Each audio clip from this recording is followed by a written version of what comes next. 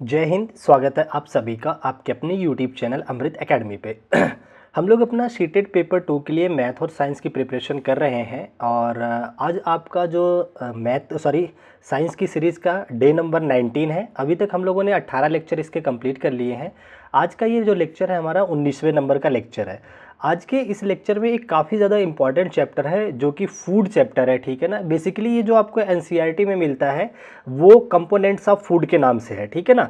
तो इस चैप्टर के अंदर हमें कंपोनेंट्स ऑफ फूड को ही पढ़ना है, ठीक है। और तो चलिए बिना टाइम वेस्ट किए आज की अपनी क्लास को आगे बढ़ाते हैं। और जो लोग चैनल पर नए हैं प्लीज़ चैनल को सब्सक्राइब जरूर कीजिएगा। और इसी तरीके से हम लोग अपनी सीरीज़ को आगे बढ़ाते रहेंगे। कंप्लीट साइंस आपको और कंप्लीट मैथ यहाँ पर डिस्कस कर रहा हूँ। और जो आपका CDP का प्रीवियस ईयर सेट चल रहा है 20 डेज सीरीज़, वो भी कंटिन्यूस आपको संडे को क्लास मिलती रहती है, ठीक है ना। तो मैं यहाँ पे आप लोगों को एक एक चीज़ को बहुत अच्छे तरीके से कॉन्सेप्ट को पहले सिखाऊंगा, ठीक है। फिर इससे रिलेटेड जो प्रीवियस ईयर में क्वेश्चन पूछे गए हैं सीटेट के द्वारा उनको डिस्कस करेंगे, ठीक है। चलिए, तो देखिए बेसिकली चैप्टर का नाम यही होता है कंपोनेंट्स ऑफ फूड, ठीक है ना।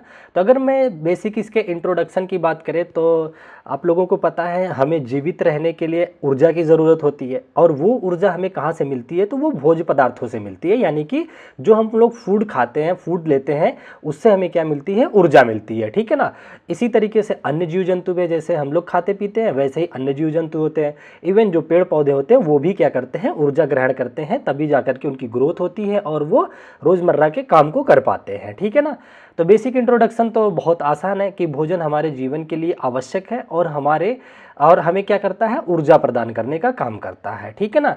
और क्या क्या ये काम करता है भाई, तो और ये काम करता है यह शरीर की वृद्धि करने में मदद करता है हमारी। हम खाना खाते हैं तभी तो, जैसे कॉम्प्लान पी लेते हैं, प्रोटीन्स हो गया, विटामिन्स हो गया, ये हमारे शरीर में क्या करते हैं, ग्रोथ में मदद करते हैं, ठीक है ना। हमारे अगर कोई टूट फूट हो जाती है शरीर में, कोई चोट आ जाती है, उसको मरम्मत करने में, बॉडी के रख रखाव में मदद करते हैं। तो ये तमाम तरीके से फूड हमारे जीवन में सपोर्ट करते हैं और ऊर्जा प्रदान करते हैं, ठीक है।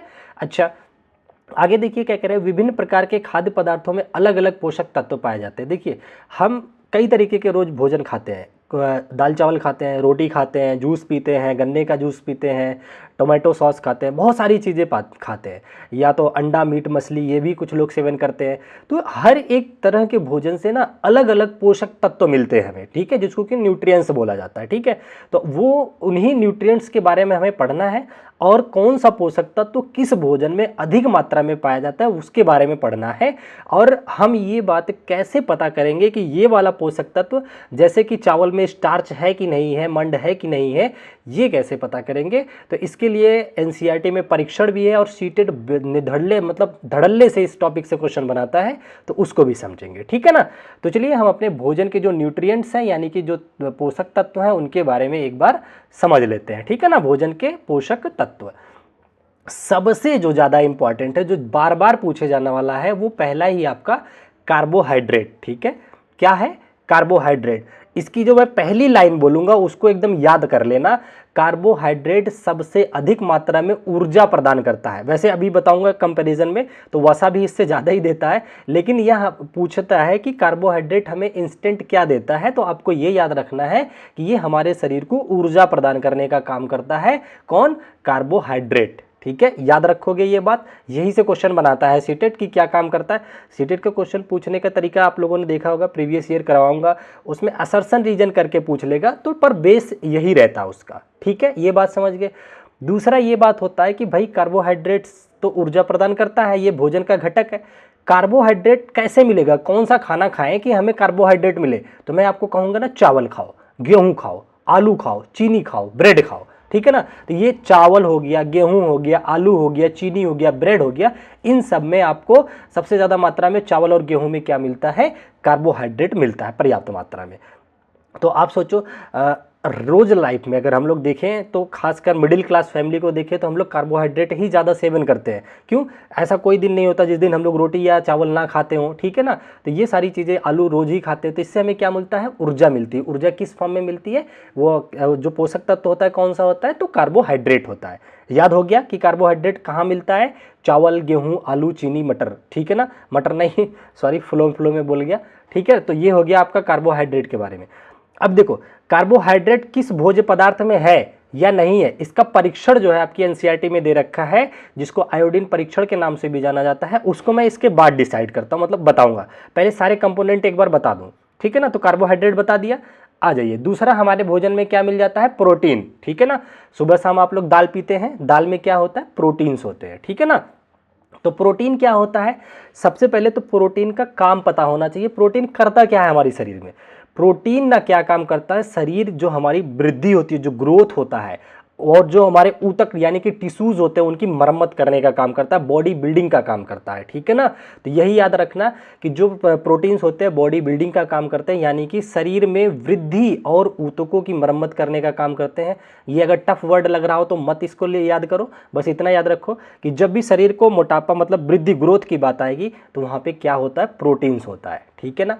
अब प्रोटीन कहाँ मिलता है, तो प्रोटीन सबसे ज़्यादा जो मिलता है सोयाबीन में मिलता है और दलहनी फसलों में मिलता है। जैसे आपका दाल हो गया, चने की दाल, मटर की दाल, कोई सी भी दाल हो जाए, उसमें अत्यधिक मात्रा में क्या मिलता है, प्रोटीन्स मिलता है, ठीक है ना।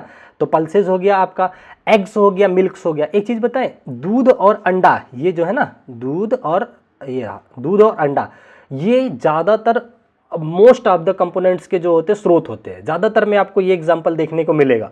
तो अगर कभी भी आपको 4 ऑप्शन में ये कन्फ्यूजन हो कि किस में पाया जाता है ना, तो दूध और अंडे वाले को लगा के चले आना अगर ऐसा हो, क्योंकि ज़्यादातर में ये पाया जाता है, केवल विटामिन सी में नहीं पाया जाता है, याद रखना। चलो, और आपका फिश हो गया, ठीक है ना। तो मांस मछली में भी क्या पाया जाता है, प्रोटीन्स। तो प्रोटीन्स क्या होते हैं, बॉडी बिल्डिंग होते हैं, मतलब कि हमारी शरीर की मरम्मत या फिर वृद्धि में सहायक होते हैं। कहाँ कहाँ पाए जाते हैं, दालें, अंडा, दूध, मछली, मांस में पाए जाते हैं, ठीक है ना। चलिए, तो 2 कंपोनेंट मैंने आपको बता दिया। अब हम आ जाते हैं तीसरे कंपोनेंट पे। तीसरा जो कंपोनेंट्स होता है वो फैट होता है, ठीक है ना। फैट यानी कि वसा होता है। यह क्या काम करता है, यह ऊर्जा प्रदान करते हैं और इसके बाद में उपयोग के लिए संग्रहित होते हैं। देखिए, जो फैट होता है ये तुरंत भी ऊर्जा देता है, और कई बार फैट शरीर में बना रहता है और वो बाद में ऊर्जा देता है। जैसे आप लोगों ने सुना होगा, ऊंट का जो कुबड़ होता है उसमें फैट से भरा होता है, वो धीरे धीरे उससे क्या करता है, पानी स्टर करके बहुत दिन तक उससे ऊर्जा लेता रहता है। तो जो फैट होता है, वसा होती है, हमें ऊर्जा प्रदान करता है और इसके बाद उपयोग के लिए संग्रहित भी करके रखता है, ठीक है ना। बात समझ गए। फैट्स कहाँ कहाँ मिलेगा, कौन सा खाना खाएं कि हमें फैट्स मिलेगा, तो आप लोग तला भुना जितना खाते हो सब फैटी होते हैं। अभी इसका परीक्षण भी बताऊंगा। तो इसके सोर्स जो होते हैं, तेल हो गया, घी हो गया, मक्खन हो गया, मेवे हो गया, ये सारे जो हैं आपके वसा के भरपूर स्रोत होते हैं, ठीक है ना। तो ये बात याद रखना। चलिए, इतनी बात अभी मैं शॉर्ट में इंट्रो दे रहा हूँ, ठीक है। अभी इनका परीक्षण वगैरह सब बताऊंगा। उसके बाद चौथा जो आपका इंपॉर्टेंट भोजन का घटक होता है, जो हम खाना खाते हैं तो हमें उसमें क्या मिलता है, विटामिन मिलता है। क्या मिलता है भाई, विटामिन मिलता है। तो विटामिन क्या काम करते हैं, ये सुनो। ये अच्छे स्वास्थ्य को बनाए रखने में मदद करते हैं और बीमारियों से बचाते हैं। आप लोग बचपन से पढ़ते आ रहे होंगे कि विटामिन ए की कमी से रतौंधी हो गया, बी की कमी से बेरी हो गया। तो साफ साफ पता चल रहा है कि ये कमी से अगर इनसे रोग हो रहा है तो ये हमारे शरीर में कर क्या रहे हैं, उन्हीं रोगों से हमारी रक्षा कर रहे हैं, ठीक है ना। तो विटामिन क्या काम करते हैं, हमें स्वस्थ रखने में मदद करते हैं, ठीक है, और बीमारियों से लड़ने में सक्षम बनाते हैं, ठीक है। अच्छा, तो विटामिन के प्रकार होते हैं, कुछ विटामिन के नाम याद रख लो। क्या, vitamin A, B, C, D, E, K, ठीक है ना।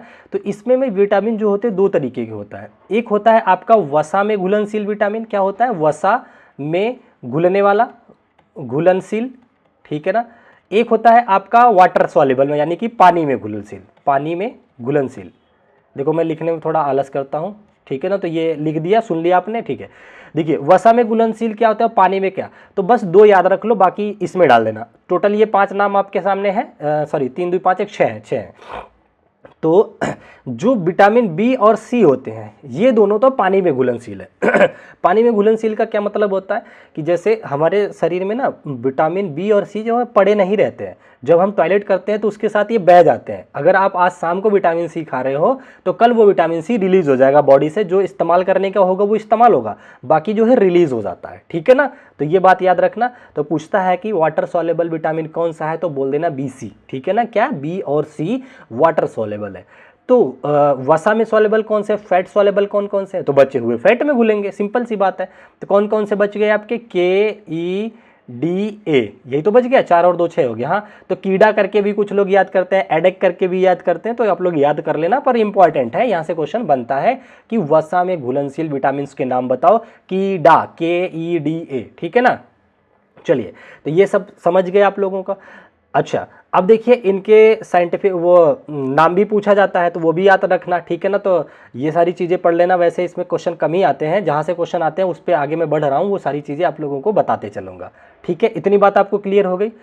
विटामिन हमने पढ़ लिया, वाटर सॉल्युबल हो गया और वसा में हो गया, 2 चीज़ें पढ़ लिया, ठीक है। अब देखिए, जो विटामिन बी होता है इसके कई और प्रकार होते हैं, B1 B2 B6 ये सारे होते हैं, तो वो भी एक बार आप लोगों को पढ़ना होगा, प्रैक्टिस सेट में वो कराता रहूँगा मैं, ठीक है ना। चलिए, अब उसके बाद आपका आ जाता है जो 5वां कंपोनेंट होता है, भोजन के कंपोनेंट ही हम लोग पढ़ रहे हैं एक्चुअल में, ठीक है ना।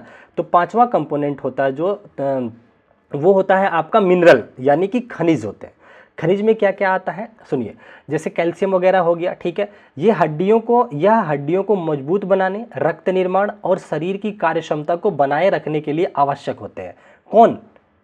खनिज क्या काम करते हैं? हड्डियों को मजबूत बनाने में, रक्त निर्माण में, शरीर की कार्य क्षमता को बनाए रखने में आवश्यक होते हैं। कहाँ पाए जाते हैं ये? तो ये पाए जाते हैं, देखिए, दूध, हरी सब्जियां, फल, नमक आदि। अब इसमें मिनरल में आता क्या क्या है? आयरन हो गया, खनिज, कैल्शियम हो गया, ये सारी चीज़ें जो है आपके मिनरल्स के होते हैं, ठीक है ना। तो अभी मैं आप लोगों को माइक्रोन्यूट्रिएंट्स और मिक्रोन्यूट्रिएंट्स दोनों के बात बताऊंगा, ठीक है। तो आगे वो सारे डेटा हैं, ठीक है। चलिए, तो 5वां कंपोनेंट ये हो गया। और उसके बाद 6ठा कंपोनेंट देखिए, वाटर भी इसी का पार्ट है। खाना जो खाते हैं हम लोग, वो पानी, उसमें मात्रा होती है पानी की, ठीक है। ये हमारे शरीर में क्या मदद करता है? यह शरीर की सभी क्रियाओं के लिए आवश्यक होता है, साथ ही साथ यह टेम्परेचर मेंटेन करने में भी मदद करता है। क्या होता है सोचो, अब गर्मी आ रही है, हम लोग दबा के पानी पीते हैं। पानी क्यों पीते हैं? ताकि जब गर्मी, टेम्परेचर ज़्यादा होता है, पानी से ज़्यादा मैं थोड़ा पानी पी लेता हूँ। तो जो हम पानी पीते हैं, तो ये टेम्परेचर मेंटेन करने का भी काम करता है। जैसे मान लीजिए, जब शरीर का ताप बढ़ने लग जाता है और इन्वायरमेंट में गर्मी ज़्यादा हो जाती है, तो पसीने के माध्यम से बाहर आता है, तो शरीर हमारे ठंडा हो जाता है। तो कई सारे तरीके से मदद करता है। और क्या मदद करता है भाई? यह हमारे पाचन में भी मदद करता है। जो अपशिष्ट होता है पानी के माध्यम से बाहर आ जाता है यूरिन के रास्ते, तो पानी होना चाहिए शरीर में, है ना। तो ये सारी चीज़ें हो गई, यह पाचन, अवशोषण, अपशिष्ट को बाहर निकालने में मदद करता है, ठीक है। इतनी बात समझ गए, यहाँ तक किसी को कोई डाउट नहीं होना चाहिए। चलिए, हम लोगों ने 6 कंपोनेंट पढ़ लिए, आ जाते हैं अपने कंपोनेंट 7 पे, ठीक है ना। तो 7वां कंपोनेंट जो है आपका भोजन का, वो क्या है? रफ, यानी कि बोलते हैं इसको रेशा, ठीक है ना। तो रेशेदार भोजन भी किया जाता है। जैसे क्या है, ये सबसे ज़्यादा जरूरी होता है, ये पाचन में सहायता करता है और कब्ज को रोकता है। जैसे ना, जैसे एग्जांपल बताता हूँ, जैसे स्रोत इसके हो गया, फल हो गया, सब्जी हो गया, साबुत अनाज हो गया। जैसे रेशेदार फल वगैरह खाने से क्या होता है ना, हमारा पाचन तंत्र सही रहता है, ठीक है ना। तो ये हमारा क्या है? भोजन का एक घटक है। तो ये भी आप लोग याद रखोगे, कंपोनेंट्स ऑफ फूड। अच्छा, अब देखिए, क्लास 6 की एनसीईआरटी में आप लोगों को ना बैलेंस्ड डाइट का चार्ट है। बैलेंस्ड डाइट का क्या मतलब है भाई? हमारी शरीर को ना हर चीज़ एक एवरेज मात्रा में चाहिए होती है। ऐसा नहीं कि केवल दबा के कार्बोहाइड्रेट ही खा ले या केवल प्रोटीन ही खा ले, ये नहीं होता है। हमें ऐसा भोजन खाना चाहिए जिससे कि बैलेंस बना रहे। तो एनसीईआरटी में इसके बारे में चर्चा है, तो सीटेट जो है एनसीईआरटी को ही फॉलो करता है, तो यहाँ से भी क्वेश्चन बन जाते हैं कई बार, ठीक है ना। तो संतुलित आहार यानी कि बैलेंस डाइट क्या होता है, उसके बारे में समझ लेते हैं थोड़ा सा, ठीक है। ऐसा आहार जिसमें सभी आवश्यक पोषक तत्व सही अनुपात में होते हैं, उसे संतुलित आहार कहा जाता है, ठीक है ना। सब कुछ थोड़ा थोड़ा हो, ठीक है। यह हमारे शरीर को स्वस्थ और सक्रिय रखता है भाई, एक्टिव रखता है। जब आप अच्छी चीज़ें खाओगे तभी तो कहा जाता है, जैसे बॉर्नवीटा ले लो या फिर च्यवनप्राश ले लो, ऐसी चीज़ें होती है, उसमें देखोगे तो फलाना इतना परसेंट, फलाना इतना परसेंट, सब कुछ लिखा रहता है। उसको बैलेंस डाइट की वजह से ही ऐसा किया जाता है कि हमें सारी चीज़ें एक साथ मिलती रहे, ठीक है ना। जो जितनी हमारे बॉडी को ज़रूरत है। बात समझ पा रहे हो ना आप लोग? देखिए, काफ़ी मेहनत से आप लोगों को पढ़ाता हूँ और देख रहा हूँ आप लोग थोड़ा सपोर्ट कम करते हो। कई बार मन थोड़ा सा निराश हो जाता है कि इतनी मेहनत करता हूँ। आप लोग यकीनन आप ना किसी का पेड कंटेंट उठा के देख लीजिएगा, आप लोग खुद ये चीज़ रियलाइज़ करेंगे कि कितना, मेरे सारी वीडियोज़ देखिएगा, कितना आप लोगों को डिफरेंस दिखेगा। मैं सारी चीज़ों को एकदम एक एक पॉइंट को डिटेल में समझाता हूँ। तो थोड़ा सपोर्ट कीजिए, मनोबल बना के रखिए। हिम्मत हार जाती है कि लगता है कि इतना टाइम से पढ़ा रहा हूँ और फिर भी कुछ इतना वो नहीं दिख रहा है बच्चों का, तो लगता है कि क्या कर रहा हूँ अभी, ठीक है ना। फिलहाल कोई नहीं, हम अपनी पढ़ाई पे ध्यान देते हैं, सॉरी फॉर देट। अच्छा, अपने आहार में अनाज, दालें, सब्जियां, फल फूल, दूध और संतुलित मात्रा में वसा शामिल करें। ठीक है ना, तो हमें डेली जो है अपने क्षमता के अनुसार दूध खाना चाहिए। ठीक है ना, डेली थोड़ा सा दूध लेना चाहिए खाने के बाद। दही, अंडा या फिर आपकी हरी सब्जियां, जो मौसमी सब्जियां होती है उनका सेवन करना चाहिए। जैसे जब कोई मौसम आता है, आम का सीज़न आ गया, जैसे अभी आपके वाटरमेलन हो गए, ये सारी चीज़ें जो होती है ना, हमें इनको खाना चाहिए। ठीक है ना, इससे हमारा शरीर स्वस्थ रहता है। ठीक है, इतनी बात समझ गए। तो अब हमने इनके घटक के बारे में पढ़ लिया, सारी चीज़ें, बैलेंस डाइट पढ़ लिया। अब मैं आप लोगों को थोड़ा सा विटामिन की कमी से होने वाले रोग बता देता हूं, क्योंकि यहाँ से क्वेश्चन बनाता है एनसीईआरटी से शीटेड जो है क्वेश्चन बनाता है कि कौन से पोषक तत्व की कमी से कौन सा रोग होता है।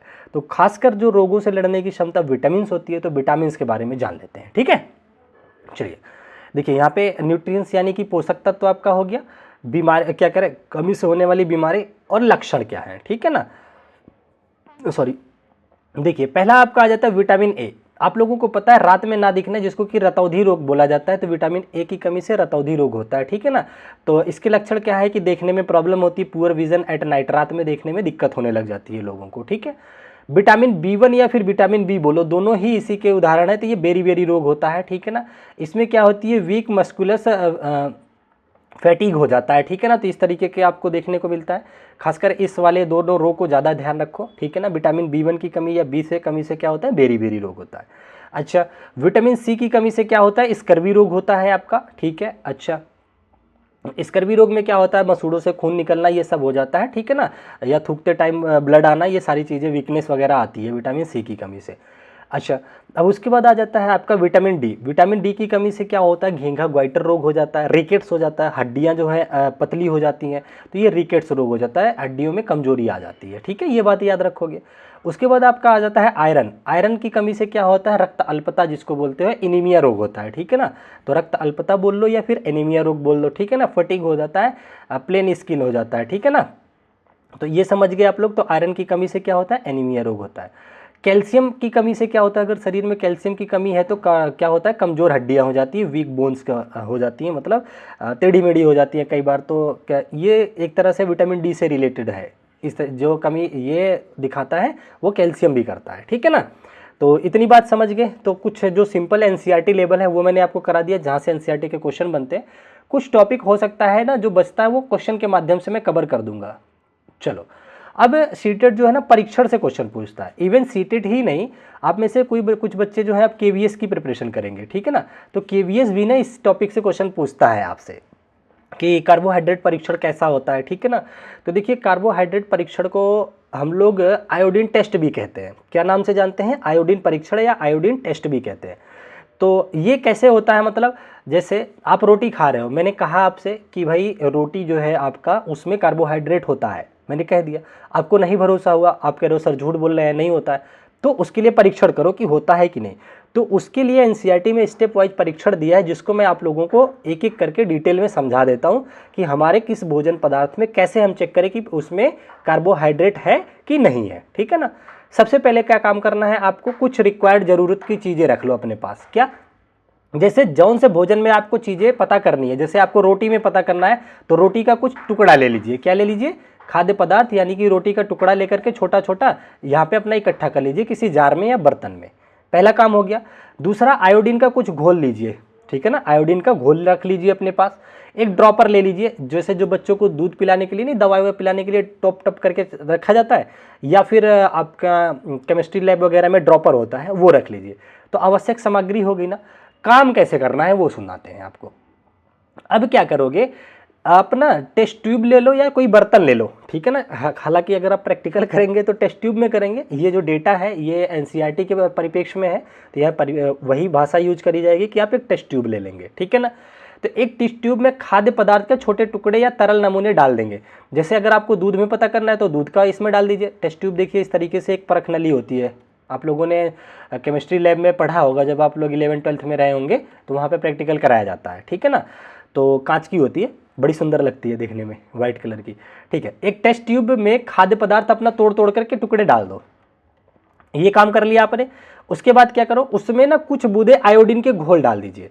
अब इसमें ना छोटे छोटे करके थोड़ा कुछ बूंदे ला करके ना आयोडीन डाल दीजिए। क्या डाल दिया आपने, आयोडीन डाल दिया। ठीक है ना, और खाने का ये हो गया आपका भोजन के टुकड़े, ठीक है ना, और ये आयोडीन हो गया, इतना डालिए।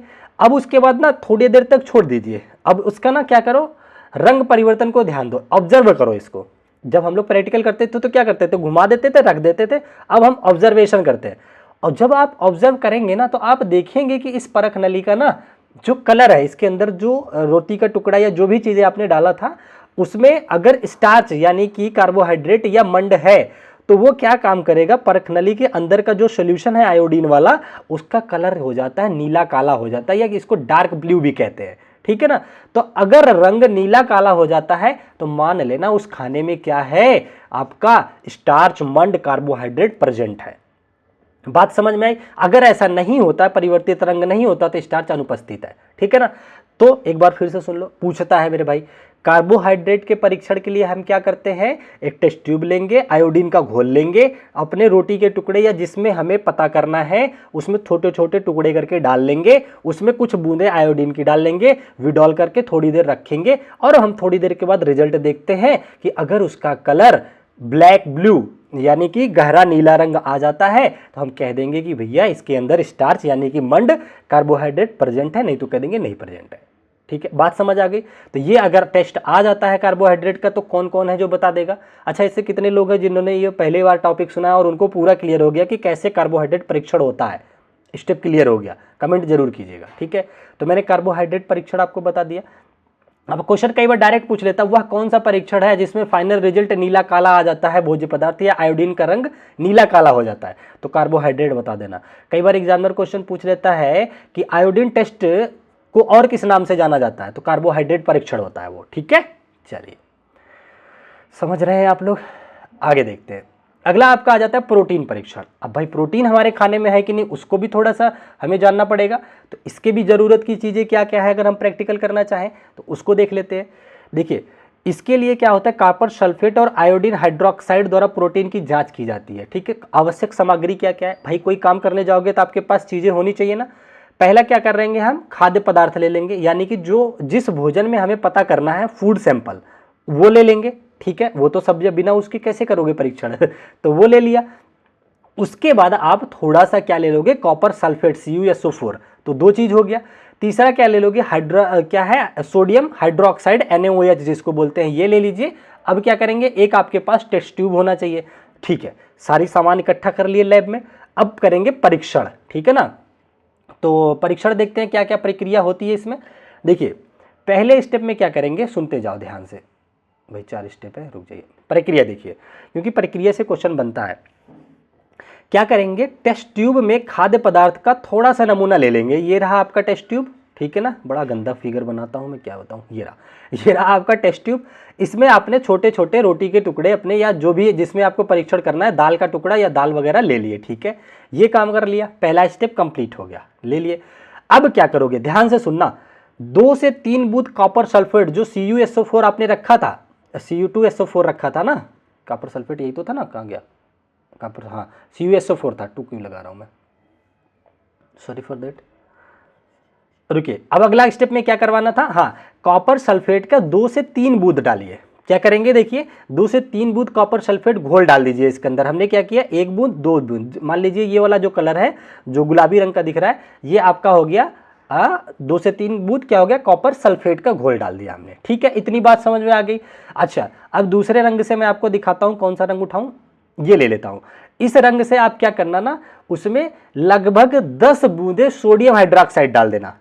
क्षारीय विलयन होता है ये, 10 क्या करोगे, सोडियम हाइड्रोक्साइड इसमें डाल दो, ठीक है ना। ये 10 बूंदे हो गई, ठीक है। क्या क्या हमने डाला, भोज्य पदार्थ जिसमें पता करना था प्रोटीन है कि नहीं है, फिर 2 से 3 बूंद हमने क्या डाला, कॉपर सल्फेट, 10 बूंद किसको डाला, सोडियम हाइड्रोक्साइड। भाई ये NCERT का फैक्ट है, एज इट इज, ये पॉइंट याद रखना, ठीक है ना। तो ये सारी चीजें जब डाल दिए आपने इसके अंदर, अब जो है रिएक्शन होगा। अब क्या करोगे आप, टेस्ट ट्यूब को हिलाएं और रंग परिवर्तन के देखें, थोड़ा विड्रॉल करिए। जब ये मिक्स हो जाएगा तो देखिए क्या कलर दे रहा है। अब दिखाता हूं ये कैसा कलर हो जाएगा, बैंगन जैसा, ठीक है ना। तो अगर घोल का रंग बैंगनी या जामुनी रंग में बदल जाता है तो आपके भोजन में प्रोटीन मौजूद है, ठीक है ना। तो प्रोटीन टेस्ट में आवश्यक चीजें पूछ लेगा, तो कॉपर सल्फेट, ठीक है, सोडियम हाइड्रोक्साइड। दो चीज़ें तो ये रहनी चाहिए, आपका खाना होना चाहिए जिसमें पता करना है। ये हो गया। कौन सा रंग देता है ये रंग देता है बैगनी। अगर बैगनी रंग दे दिया कॉपर सल्फेट और सोडियम हाइड्रोक्साइड, ठीक है, तो कह देंगे इस खाने में प्रोटीन है, अन्यथा नहीं है। ठीक है ना। पूछेगा ये कितनी बूंदें डालनी है हमें सोडियम हाइड्रोक्साइड की, क्योंकि एनसीईआरटी का फैक्ट डायरेक्ट पूछा जाता है। तो 10 बूंदें लगभग डालनी है सोडियम हाइड्रोक्साइड, 2 से 3 बूंद डालनी है कॉपर सल्फेट। ठीक है ना। तो ये परीक्षण याद रखना। ठीक है। अगर कोई रंग परिवर्तन नहीं होता है तो प्रोटीन अनुपस्थित है। समझ गए।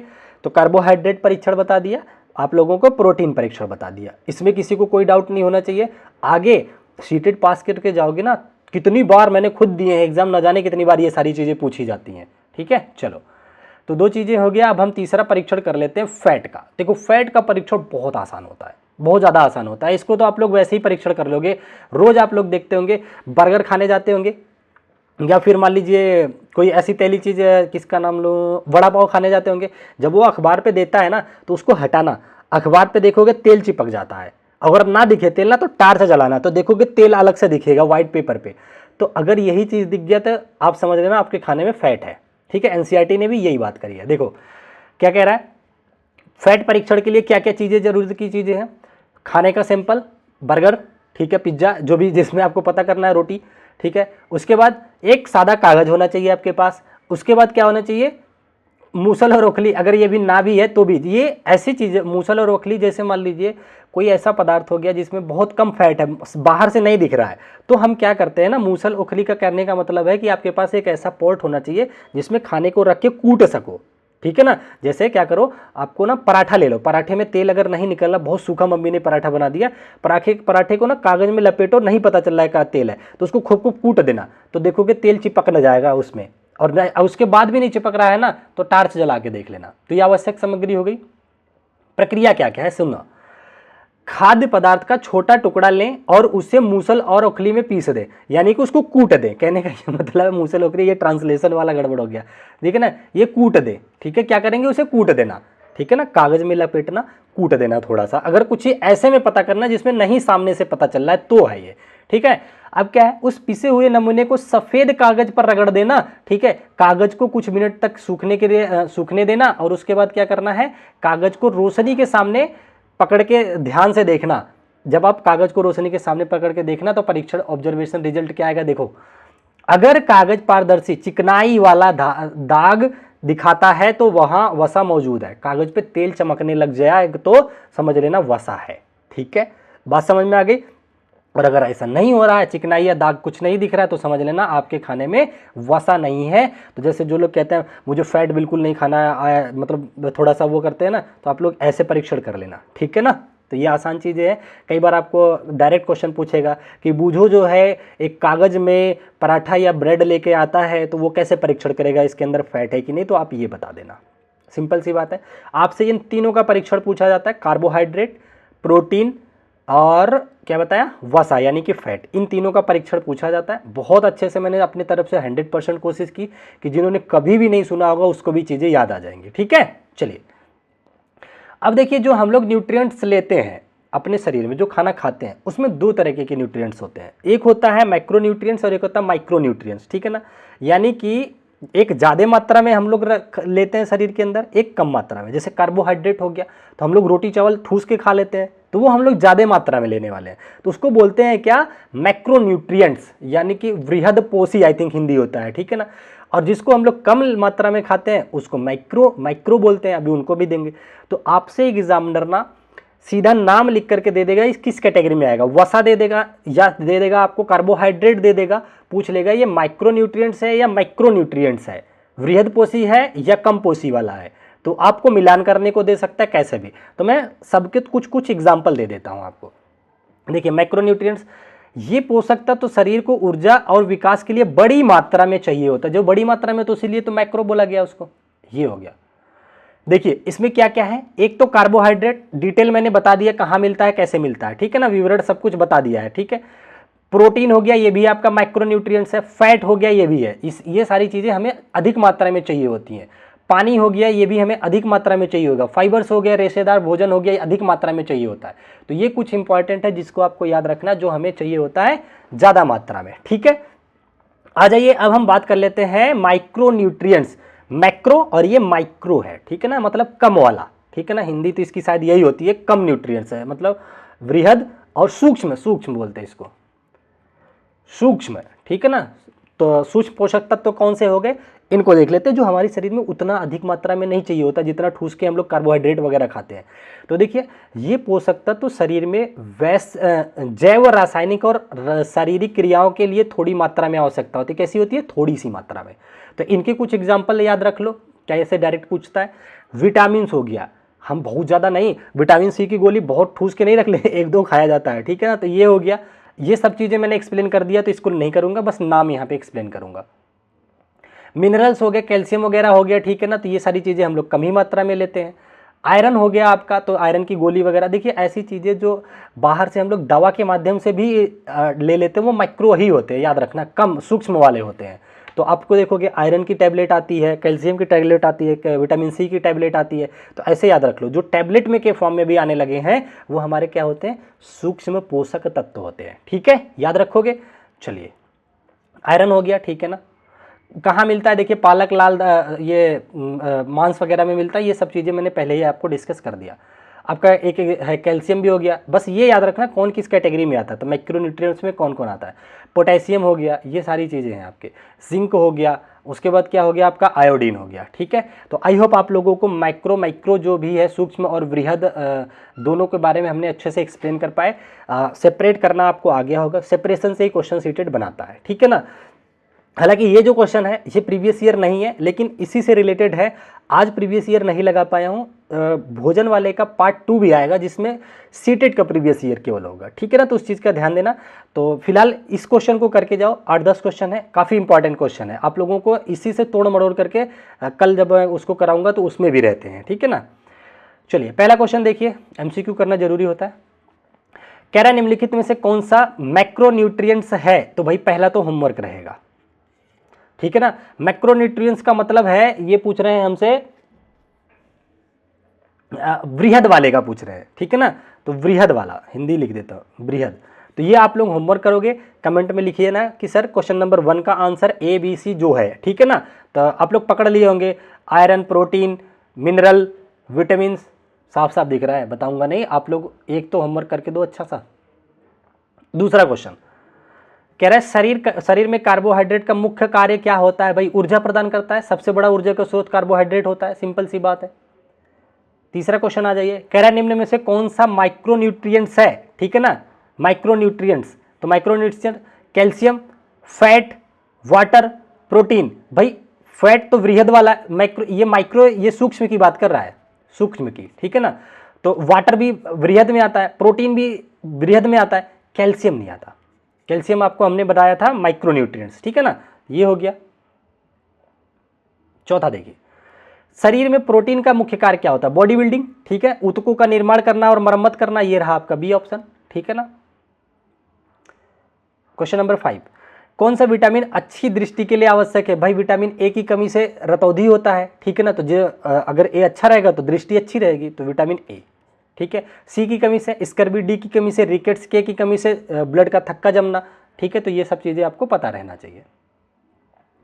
क्वेश्चन नंबर 6 कह रहा है स्वस्थ हड्डियों और दांतों के लिए कौन सा खनिज महत्वपूर्ण होता है। भाई कैल्शियम, सिंपल सी बात है, हड्डियों की बात आता है, कैल्शियम और पोटेशियम वो होता है, कैल्शियम फास्फेट वगैरह होते हैं, ठीक है ना। तो कैल्शियम याद रखो यहाँ पे।